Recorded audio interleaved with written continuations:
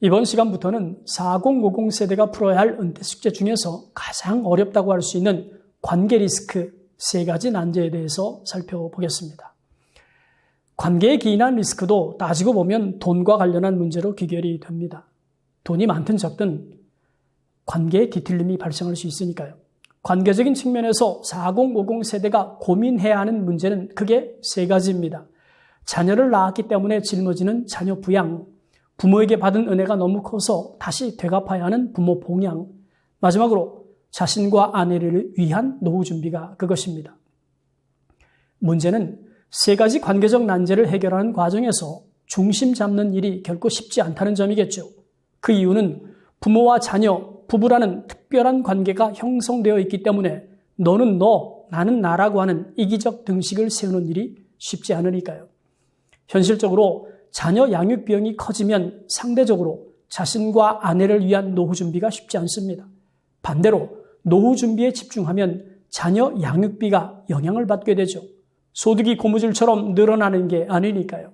엎친 데 덮친 격으로 노부모를 위한 경제적 지원이 더해지면 그야말로 낭패가 아닐 수 없습니다. 문제의 핵심은 자녀 양육, 부모 봉양, 노후 준비에 필요한 소득이 때에 맞춰서 필요한 만큼 순차적으로 발생한다는 보장이 없기 때문이죠. 현재의 소득을 미래를 위한 재원으로 비축하기보다는 현재의 상황을 해결하는 데 집중하는 일이 벌어집니다. 문제는 지출을 어떻게 분배할 것인가를 고민해야 하는데 이 부분에서 합리적 사고가 무너집니다. 소득 파일은 정해져 있는데 경제적 지출엔 쏠림 현상이 두드러지니까요. 특히 자녀를 위한 경제적 지원은 상당히 심각한 위험을 자극합니다. 갓난아이가 성인이 될 때까지 부모는 얼마의 비용을 부담하게 될까요? 동아일보에서 제작한 인터랙티브 사이트 요람에서 대학까지 2019년 대한민국 양육비 계산기에 따르면 가계 소득 구간별로 엄청난 차이가 발생하는 걸 알 수 있습니다.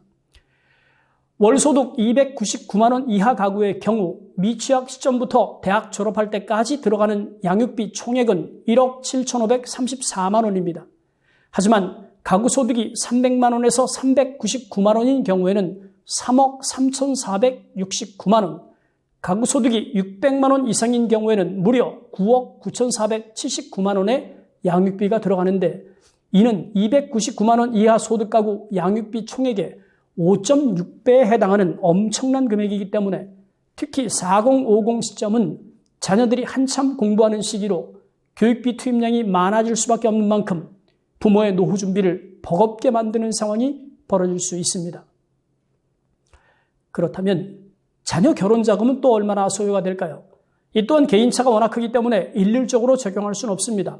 그래서 편의상 결혼정보업체 듀오 웨딩이 밝힌 자료를 참조하겠습니다. 2021년 듀오 웨딩이 밝힌 신랑 신부 결혼비용 총액은 2억 3,618만 원입니다.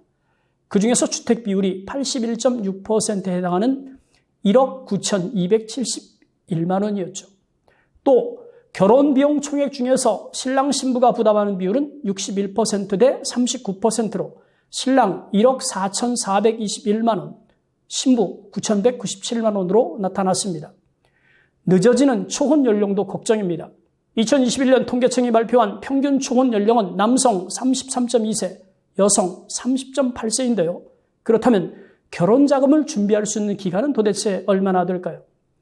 2021년 잡코리아에 따르면 4년제 대학을 졸업한 남성 신입사원의 평균 나이는 30세, 여성은 27.3세입니다. 결혼 자금을 모을 수 있는 기간은 남녀 모두 약 3년 정도에 불과한데요.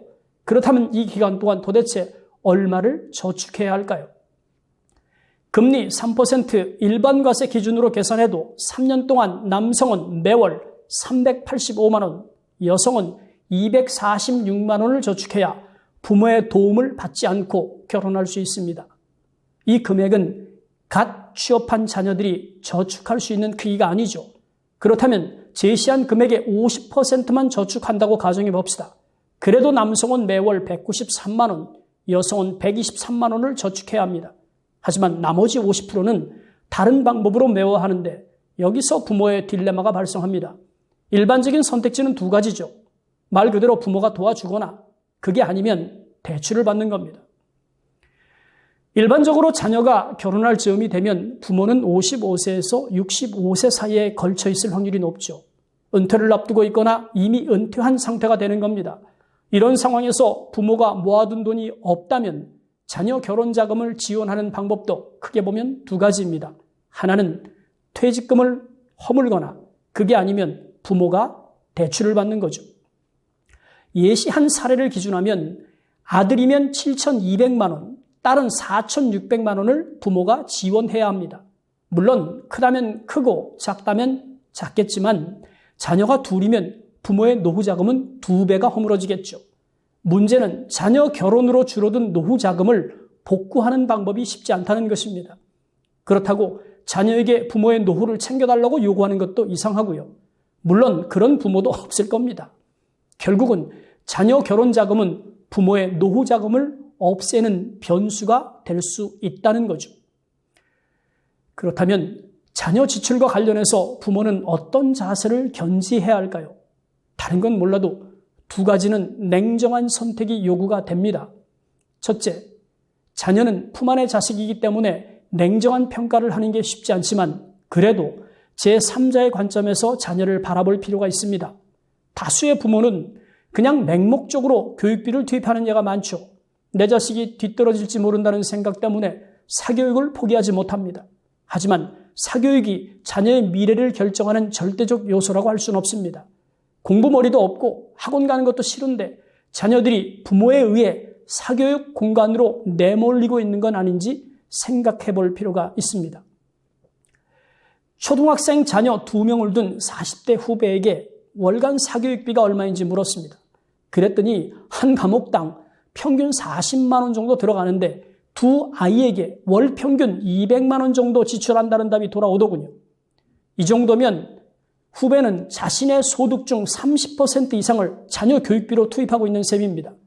2019년 사교육비 조사 결과에 따르면 초, 중, 고 학생 4명 중 3명은 사교육을 받고 있습니다.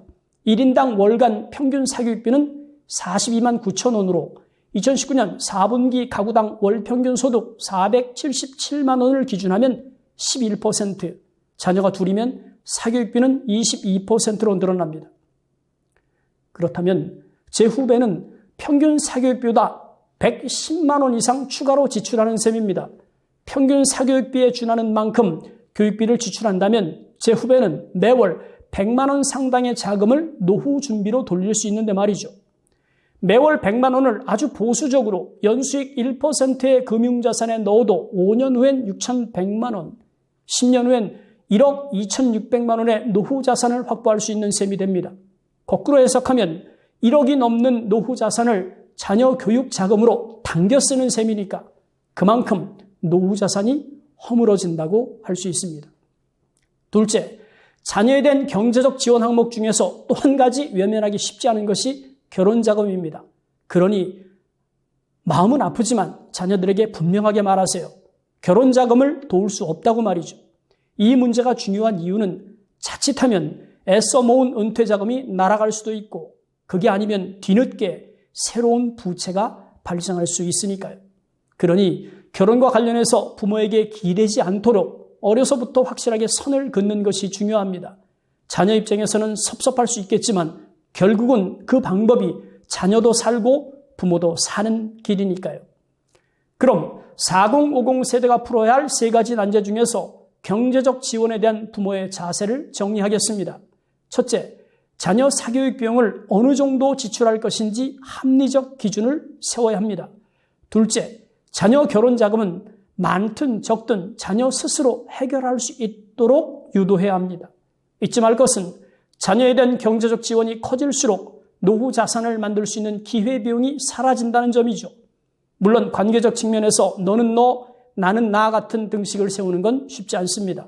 그럼에도 불구하고 일정 부분 선을 긋지 않는다면 은퇴한 선배들처럼 노후 자금 부족으로 버거워진 삶을 사는 전철을 밟을 수 있는 만큼 분명하고 확고한 자세가 필요합니다. 다음 시간은 4050 세대가 풀어야 할 3가지 난제 중 2번째, 부모 간병 대책에 대해서 살펴보겠습니다.